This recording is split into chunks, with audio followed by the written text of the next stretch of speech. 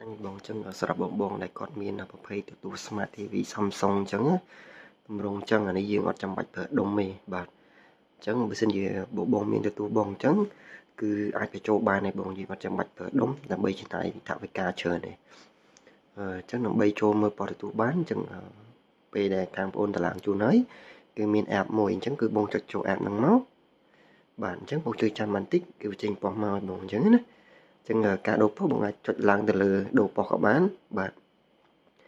ឬក៏បងចុចមកឆ្វេងមកដើម្បីមើលលីប៉ុស្តិ៍អញ្ចឹងក៏បានដែរ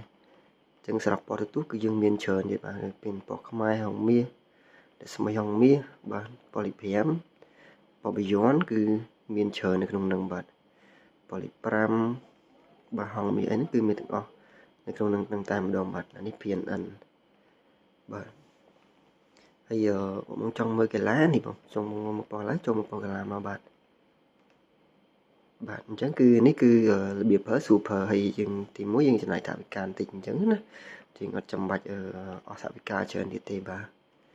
អញ្ចឹងគឺមានច្រើននៅក្នុងនឹងបាទមិនថាប៉ុស្តិ៍ខ្មែរមិនថាប៉ុស្តិ៍តុក្កតាឯកសារសត្វអីគឺមានទាំងអស់តែម្ដងបាទ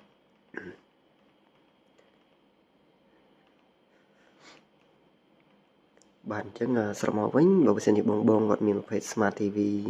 តម្រងអញ្ចឹងឬក៏ខុសពីហ្នឹងអាចតម្លើងបានដូចគ្នាបាទមិនថា Samsung ថា LG បាទ Sony អីគឺយើងអាចតម្លើងបានទាំងអស់អញ្ចឹងណាបងប្អូនបាទ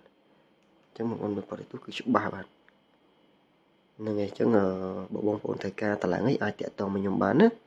តាមលេខទូរស័ព្ទឬក៏ឆាតចូល page បាទសូមអរគុណ